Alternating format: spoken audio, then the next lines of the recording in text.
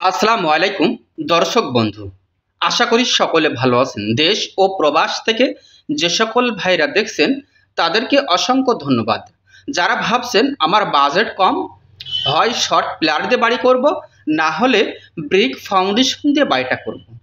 তো যে সকল ভাইরা ব্রিক ফাউন্ডেশন দিয়ে একতলা বাড়ি নির্মাণ করতে চাচ্ছেন 4 বেডরুমের, সেই সকল ভাইদের জন্য আজকের এই ভিডিওটি বহুত হেল্পফুল একটি ভিডিও হতে চলেছে।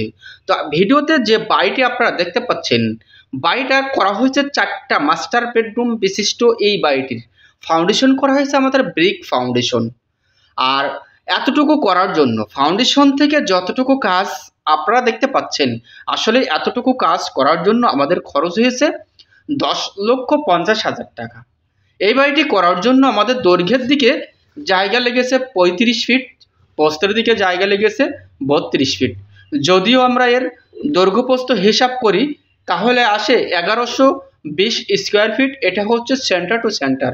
এটা যদি আমরা শতকে হিসাব করি তাহলে আসে 257 পয়েন্ট। তো 257 পয়েন্ট জায়গার ভিতরে অসাধারণ মানের 4 রুম বিশিষ্ট একটি একতলা বাড়ির ডিজাইন আপনারা কিন্তু দেখতে পাচ্ছেন। তো চলেন আমরা বাড়ির ভিতরে প্রবেশ করে দেখব আসলে এই যে বাড়িটা কেমনভাবে ড্রয়িং প্ল্যানটি সাজানো হয়েছে এবং কিভাবে আপনি আপনার বাড়িটা করবেন।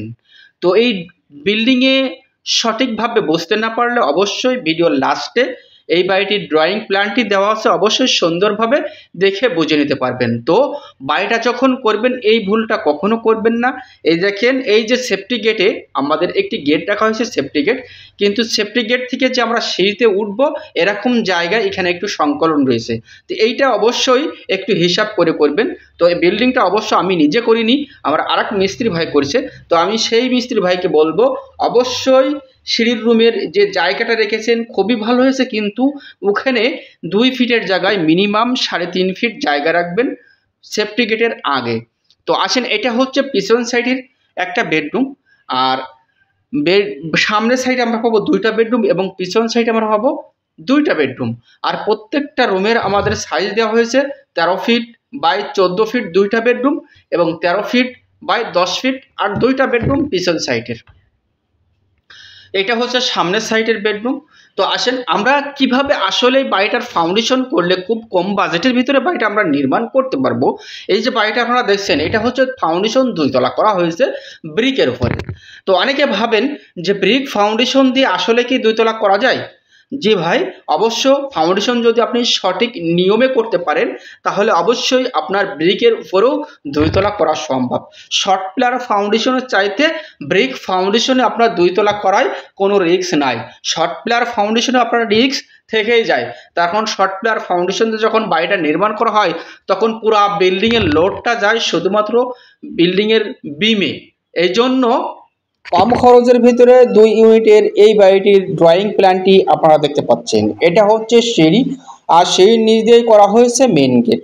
আর এই মেন গেট পারে আমরা পাবো হচ্ছে 2 ইউনিটের 2টা দরজা। এই ইউনিটের এই দরজা পারে আমরা পাবো সর্বপ্রথম ড্রয়িং এবং ডাইনিং। এই ইউনিটে আমরা পাবো হচ্ছে 2টা বেডরুম। সামনের সাইডে রাখা হয়েছে একটা, পিছন সাইডে রাখা হয়েছে আর একটা। এটা হচ্ছে কিচেন, এটা হচ্ছে টয়লেট। সেম এই সাইডটাও রাখা হয়েছে, কিন্তু এই সাইডে একটা ব্যালকনি বাড়ি দেওয়া হয়েছে এবং সামনের সাইডে সুন্দর 2টা ব্যালকনি পাচ্ছেন। বাড়িটা করার জন্য দৈর্ঘ্যের দিকে জায়গা লেগেছে 35 ফিট, প্রস্থের দিকে জায়গা লেগেছে 32 ফিট। যদি এটারে আমরা দৈর্ঘ্য প্রস্থ হিসাব করি তাহলে আসে 1120 স্কোয়ার ফিট, শতকে হিসাব করলে আসে 257 পয়েন্ট।